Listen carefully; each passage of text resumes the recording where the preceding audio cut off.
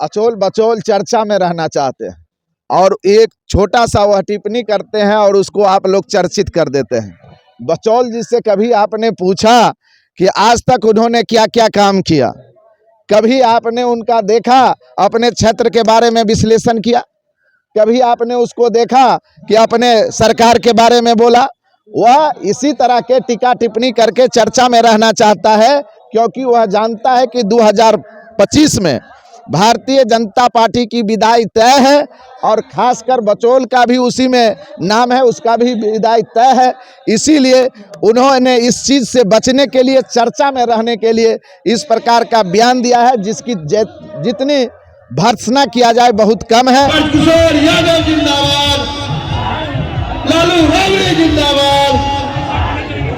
और हम सरकार से मांग करते हैं कि इसके बचौल के बयान को संज्ञान लिया जाए, क्योंकि उन्होंने भारतीय संविधान के खिलाफ बयान दिया है और अगर भारतीय संविधान के खिलाफ बयान दिया है तो उन पर मुकदमा होनी चाहिए, उन पर एफआईआर होना चाहिए और उनको जेल के अंदर बंद करना चाहिए। रमजान का पवित्र महीना चल रहा है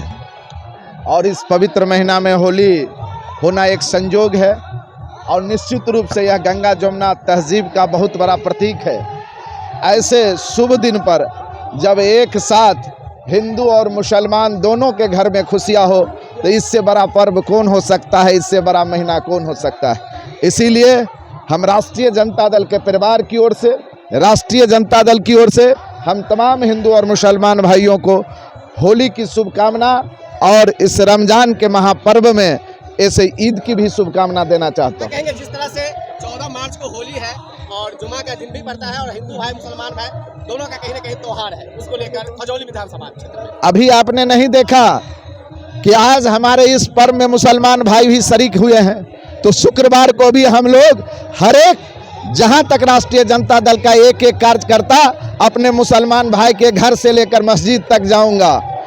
और अगर भारतीय संविधान के खिलाफ अगर कोई किसी प्रकार का कदम उठाएगा तो उसको मुंह तोड़ जवाब भी दूंगा और गंगा जमुना तहजीब का रक्षा भी करूंगा और भारतीय संविधान बाबा साहेब भीमराव अंबेडकर के संविधान का रक्षा के लिए अगर बलि वेदी पर भी राष्ट्रीय जनता दल के कार्यकर्ता को चढ़ना पड़ेगा तो चढ़ने के लिए तैयार है। साथियों, मैं आपको बताना चाहता हूं, मीडिया के साथियों, आप इसको लिखित में लीजिए और इसको आप ऑन माइक रिकॉर्डिंग कीजिए। यह बचौल किसी व्यक्ति पर और किसी धर्म पर उसका टिप्पणी नहीं है, यह भारतीय संविधान बाबा साहेब डॉक्टर भीमराव अंबेडकर के द्वारा बनाए गए संविधान पर वह खतरा जो कहता है वह कलंकित करने का काम किया है और संविधान को धज्जियां उड़ाने का काम किया है। इसीलिए उस पर मुकदमा करने की जरूरत है और सरकार, अगर नीतीश कुमार जी में अगर थोड़ा सा भी न्यायिक बात है, थोड़ा भी न्याय के बारे में अगर वह सोचते हैं तो निश्चित रूप से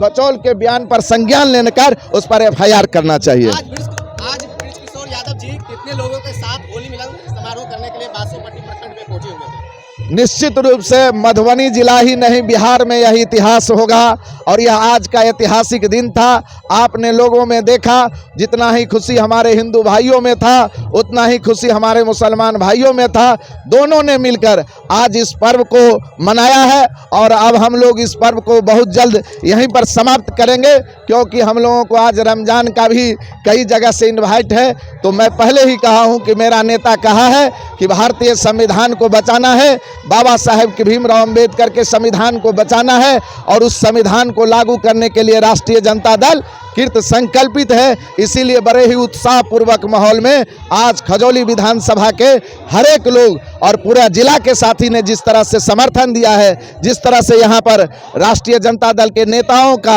एक लंबा जमावड़ा लगा है, हम दिल से आभार व्यक्त करते हैं अपने तमाम नेताओं को जिन्होंने खजौली में आकर इस प्रकार का होली जो पर्व था उसको मनाया। ये तो आप लोग अनुमान कर सकते हैं कितना है, हजारों हजार तो ऐसे ही चलता रहता है। हम जब चलते हैं तो कारवां काफिला में बदलता है। इसके लिए तो आप जानते ही हैं और हम अपने नेता को हमेशा विश्वास दिलाते हैं कि जिस रोज हमारे नेता अगर कहीं कहे कि कोई रैली उली में आना है तो कहेंगे कि खजौली के लिए कोई अलग से एक मैदान बना दीजिए और उस मैदान में मीडिया को साथियों को बताएंगे कि हम कितने लोग से आते हैं।